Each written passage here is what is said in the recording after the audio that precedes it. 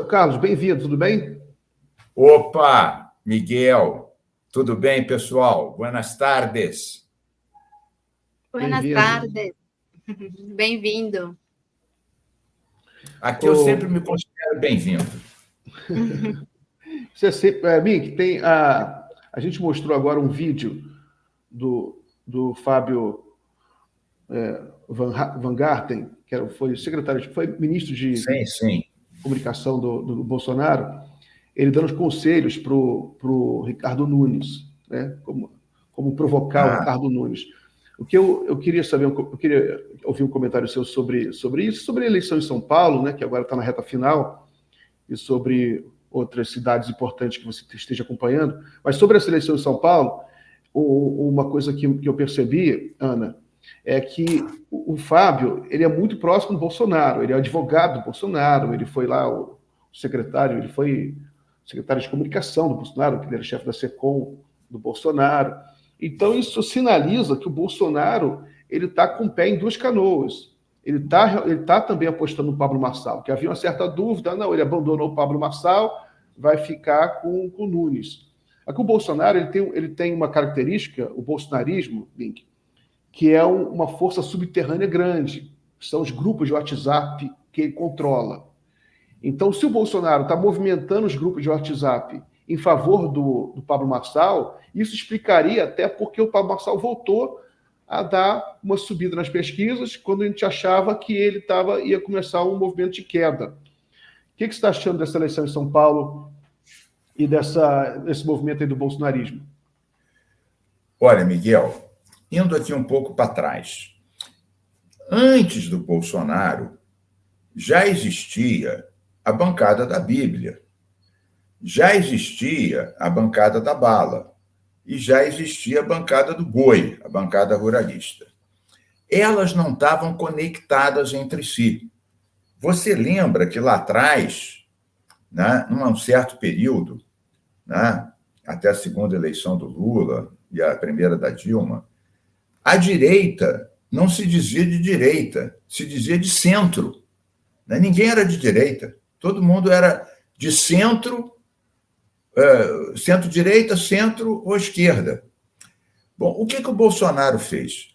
Ele não inventou essas forças, mas ele conectou essas forças com um discurso ferozmente antipetista ou anticomunista e botou a questão dos costumes e a briga contra os avanços sociais e comportamentais no centro, juntou isso tudo e mostrou uma perspectiva de poder. A partir daí, a direita sai do armário, a extrema-direita sai do subterrâneo que ela estava, e mais ainda, eles conseguem crescer tanto, alicerçados no conservadorismo da sociedade brasileira, no moralismo meio hipócrita, que o próprio centro se desidrata. Vê o que aconteceu com o PSDB. Os tucanos evaporaram, migraram, né? Se desmilinguiram. Então, o que acontece? Você tem uma disputa entre a direita política e a extrema-direita. O bolsonarismo, você falou bem, tem um pé em cada canoa. O PL, que é o partido do Bolsonaro, ele faz as contas dele, quer derrotar a esquerda, se alia ao Nunes, que nunca foi bolsonarista na vida. Ele era o vice do Bruno Covas, nunca foi bolsonarista na vida. E ele também, que nunca foi bolsonarista, começa a falar. Ele voltou atrás numa das poucas coisas boas dele, que foi apoiar a vacina. Ele falou uma coisa que ele nunca tinha dito, que era impeachment de ministro do Supremo, do Xandão, porque ele quer garantir os votos bolsonaristas para passar com tranquilidade para o segundo turno e aí enfrentar o Boulos. O que acontece? Eu não concordo que o Marçal deu essa subidinha pequena, né, por causa de alguma coisa do Bolsonaro. Não concordo. Houve, sim, alguns bolsonaristas importantes, alguns evangélicos, esse deputado federal de Minas Gerais, o Nicola, aquele que pôs a peruca transfóbica. Exatamente. Ele tem 20 milhões de seguidores. Ele prestou apoio ao Marçal. Então, eu acho que o Marçal está querendo mostrar um pós-bolsonarismo sem Bolsonaro, aliado à teologia da prosperidade. Ele fala, eu sou rico e sei como fazer você ficar rico. Tem algumas religiões que têm essa teologia da prosperidade. Então, ele vai por aí, ele vai para o antissistema e fala, olha, o Bolsonaro, ao se aliar ao Nunes, se aliou ao sistema. Então, o antissistema sou eu. Ele quer dizer que ele é mais bolsonarista que o Bolsonaro, ou seja, ele é que é o autêntico bolsonarista e o Bolsonaro já não é mais aquele porque se aliou ao sistema. Bom, a esquerda tem que saber se comportar em relação a isso. Veja bem, o Lula ganhou essa eleição muito difícil porque fez uma aliança com centro-esquerda, né? E várias pessoas votaram no Lula para derrotar o Bolsonaro. Isso é verdade. Assim como várias que não eram bolsonaristas votaram no Bolsonaro para tentar derrotar o Lula e não conseguiram. Então, essa polarização, ela cria uma delicadeza para os dois campos. O Lula tenta manter, de qualquer jeito, a aliança com o centro. Eu acho que ele está certíssimo. Ele está certíssimo. O Bolsonaro, em alguns casos, faz essa aliança, mas em outros, ele, como é muito personalista e muito cioso do seu papel de bam-bam-bam, que conseguiu juntar a extrema-direita, a direita e uma partezinha do centro-direita, mas sob a batuta da extrema-direita negacionista, que ele, o Salles e outros representam, ele ficou meio desarvorado ao ser contestado na sua própria área. Ele foi muito mal. Eu acho que, seja qual for o resultado de São Paulo, Miguel, o Bolsonaro perde. Porque o Nunes ganhando, espero que não ganhe, o Nunes ganhando é muito mais uma vitória do Tarcísio, do governador, que apoiou ele o tempo todo. O Tarcísio era o eixo da campanha do Nunes. Se o Marçal vai para o segundo turno, coisa que eu pessoalmente não acredito, mas não é impossível, é outra derrota do Bolsonaro. O cara crescer, apesar do Bolsonaro e apesar dos filhos do Bolsonaro estarem dizendo que ele é um traidor, um palhaço, um isso, um aquilo. Então, eu acho que o Bolsonaro errou a mão em São Paulo. Ele conseguiu, não será vitorioso nenhum dos dois casos. Bom, e se o Boulos ganhar, que é o que eu pessoalmente espero que aconteça, é difícil, mas é muito possível, porque um segundo turno é outra eleição. Lembrando que o Lula ganhou do Bolsonaro em São Paulo, e ele não entrou ainda, isso é uma pergunta, o Lula não entrou ainda de cabeça na eleição do Boulos. Vai sábado fazer uma atividade, mas o Boulos estava contando com mais atividades. A própria Marta Suplicy, que agora entrou mais, eu confesso que eu não entendi. Ela ficou um tempo aí da campanha, não sei se houve algum estremecimento, mas ela não participou tanto quanto se esperava dela. E tem alguns bairros de São Paulo, algumas regiões, que ela é muito forte, muito popular. Então, eu ainda estou aguardando a esquerda se fortalecer. Outra coisa, essa história do voto útil em relação à Tabata, você viu que não colou muito, a Tabata cresceu, passou de 8 para 9, chegou em 11 na última pesquisa. Eu espero que não haja um atrito do Boulos com a Tabata, porque o Boulos vai precisar da Tabata no segundo turno. Então, eu acho que qualquer coisa muito forte do Boulos tentando voto útil nesse momento, não vejo que seja uma coisa muito inteligente. Uma parte das pessoas vai fazer o voto útil para evitar um risco de duas pessoas de direita no segundo turno em São Paulo. Uma de extrema direita alucinada e outra conservadora caminhando para a direita. Quer dizer, seria realmente a maior cidade do Brasil.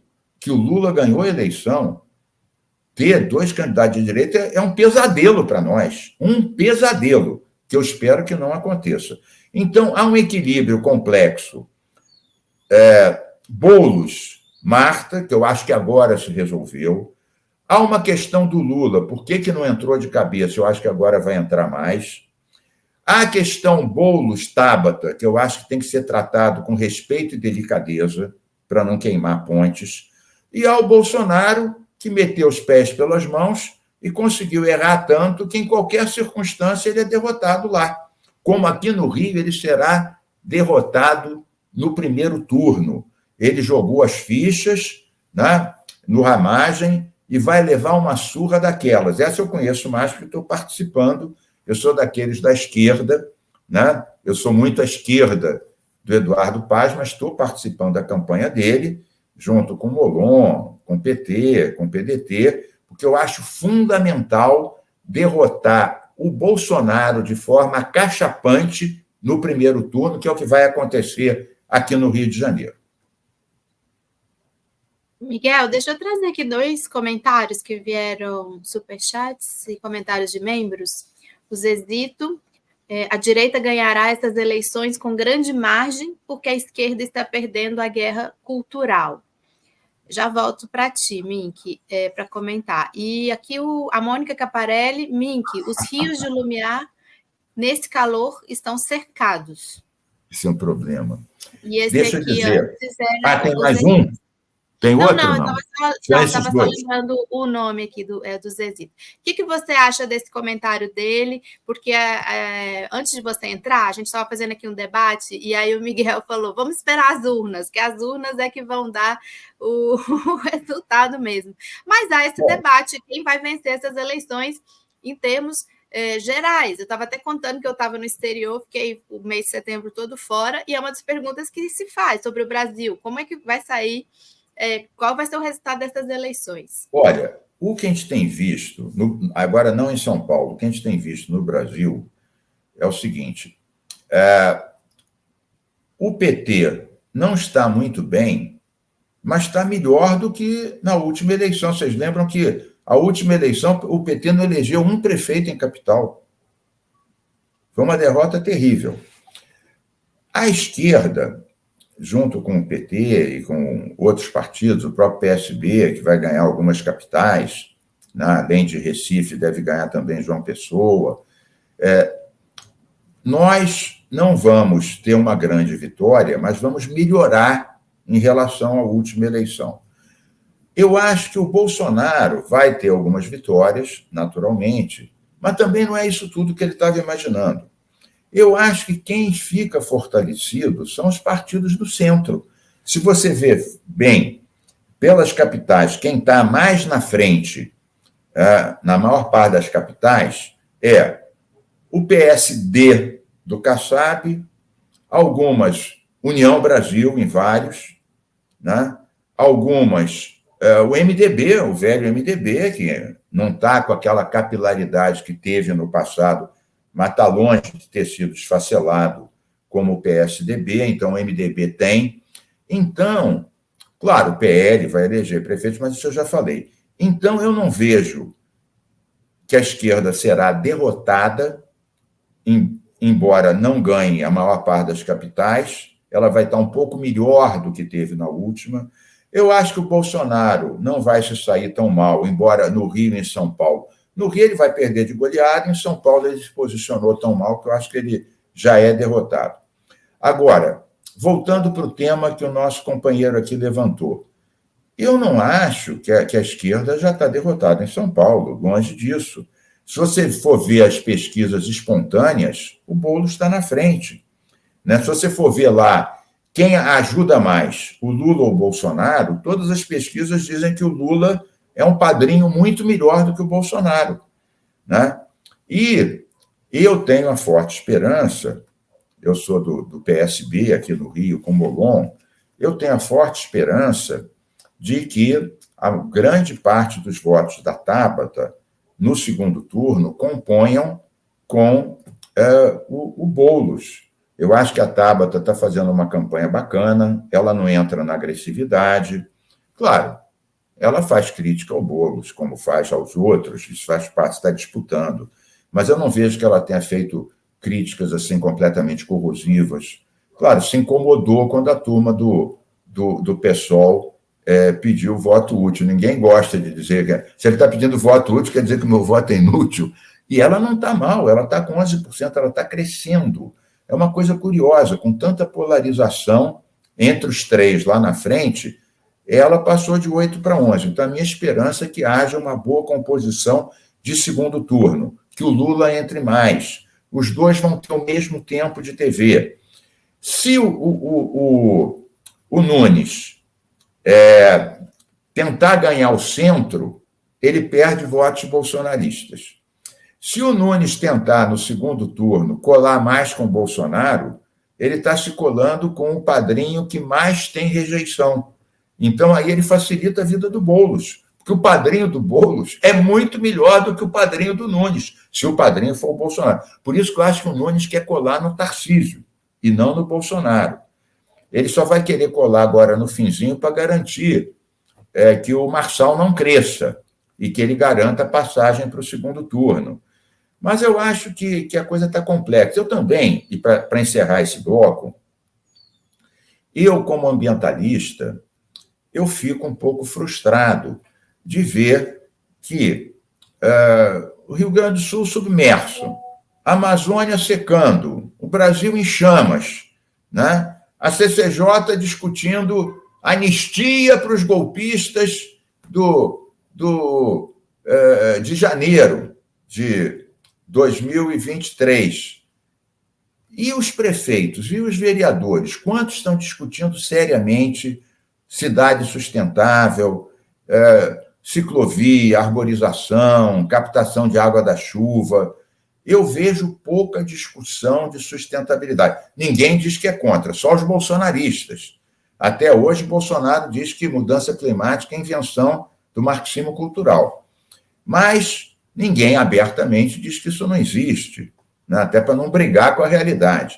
Mas propostas concretas de transporte sustentável, de coleta de lixo, de energia, de hortas urbanas, de telhado verde para diminuir a temperatura das casas, diminuir a necessidade de usar ar-condicionado, eu fico frustrado que eu vejo muito pouco disso. Muito bem. Mink, eu estive na China, passei 10 dias lá, lembrei de você. A gente foi num Instituto de Tecnologia, Ciência e Tecnologia em Wuhan, que era financiado pela Prefeitura de Wuhan e pela Universidade do Estado de Wuhan. E o edifício era totalmente sustentável. Assim, o teto era o formato de uma flor, abria assim, para captar água, para captar energia solar. As janelas do edifício, todas também com placas fotovoltaicas. Uma coisa extraordinária. Toda a arquitetura voltada para captar os ventos, né? Também os prédios assim ao lado, todos com laboratórios científicos, com aberturas para captar a luz do sol. É impressionante. Por isso que agora esse comentário seu. Beleza, hein? Outra coisa que me chamou a atenção. Manda depois essa foto, um VT curtinho desse prédio que você está falando, fiquei interessadíssimo. Instituto de Wuhan. Outra coisa que me chamou a atenção, que eu falo para todo mundo, parece ser bobeira, mas não é bobeira, é que os viadutos nas cidades chinesas, eu vi em Beijing, vi em Wuhan, os viadutos, eles plantam flores nas margens dos viadutos, mas não é só um canteirozinho pequeno, é no viaduto inteiro. Opa. Quilômetros e quilômetros, flores, né? E assim, nos pilares dos viadutos, eles plantam trepadeiras, então fica tudo verde. Então eles apagam cinza, né? E muito arborizado, tudo muito arborizado, tanto Beijing, quanto Wuhan, quanto Chengdu, cidades muito arborizadas, muito bonitas, com muito cuidado urbanístico. Isso aí, de fato, é uma pena que no Brasil não se discuta mais a questão urbanística, porque as cidades brasileiras são muito problemáticas, né? A questão da gestão. Olha, Miguel, você estava falando agora, me lembrei de uma coisa. Ana também. Quando eu estava na Secretaria do Ambiente, entre 2011 e 2013, nós pegamos uma compensação ambiental da Petrobras e plantamos, através de 4 cooperativas locais de reflorestadores, plantamos 1 milhão de árvores no Parque Estadual da Pedra Branca, que pega a zona oeste do Rio, aquela área de Bangu, Campo Grande, Realengo. A gente construiu uma subsede e plantamos 1 milhão de árvores. Para isso, a gente teve até que tirar cavalo, boi, que o povo lá que criava cabrito, cavalo, botava para pastar e comia as nossas mudas. Então, a gente teve que tirar aquele gado todo. O Padrone tirou até boi de helicóptero. Era o próprio boi voador da música do Chico Buarque. Bom, mas o que eu ia contar era o seguinte, que tínhamos as temperaturas antes e depois do plantio de 1 milhão de árvores. Você acredita que a média da temperatura dessa região diminuiu 2 graus por conta de 1 milhão de árvores? Né? É uma coisa impressionante. Você fica achando que não faz muita diferença, Tem um impacto, mas né? faz muita diferença. Muita diferença. Nas regiões, na Zona Oeste, vocês devem conhecer, né? Quando está muito quente no verão, e agora os verões vão ser cada vez mais quentes, sempre tem algum idoso, algum bebê, alguma mulher com deficiência que acaba impactada, alguma pessoa com asma, que morre por causa desse calor. Calor excessivo mata. Então, não é só uma questão climática, é uma questão de saúde pública também.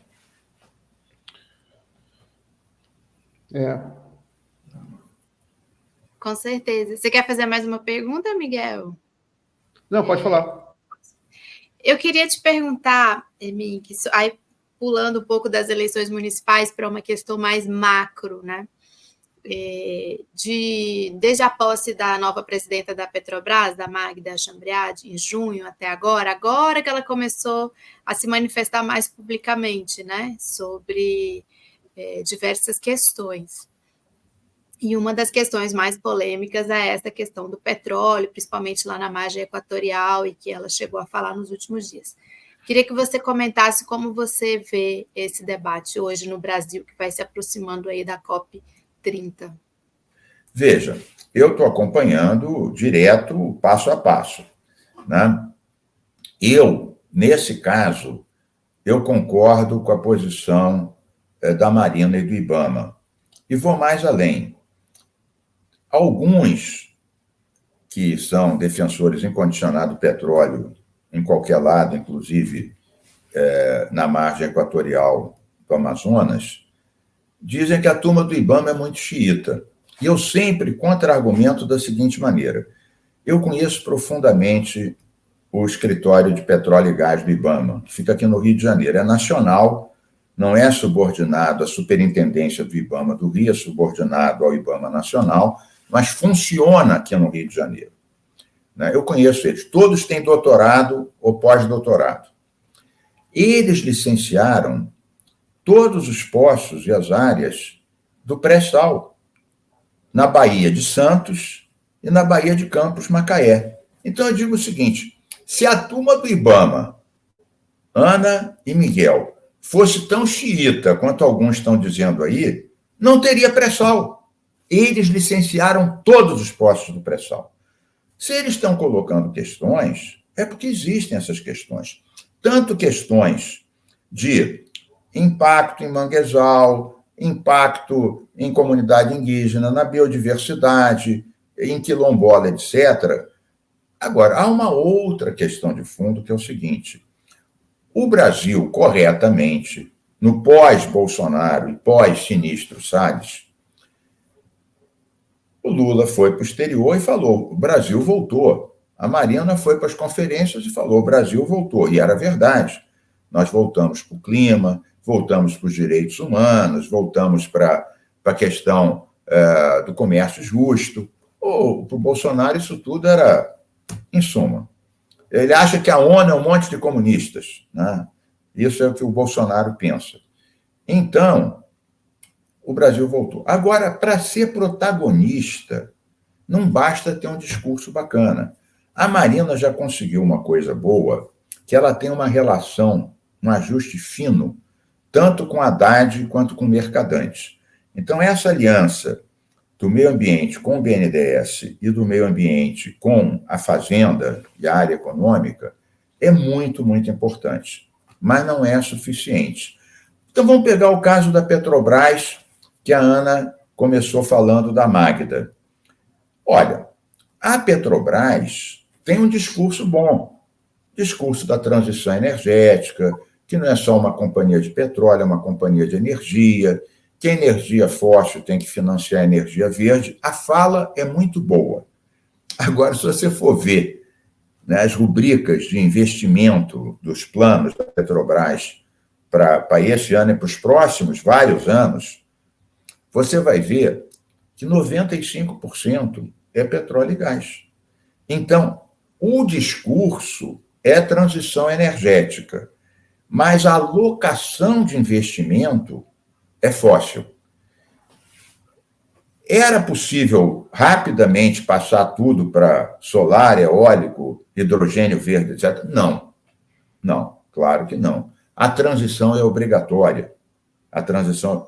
Mas vamos combinar que, na fala, a transição ganha velocidade.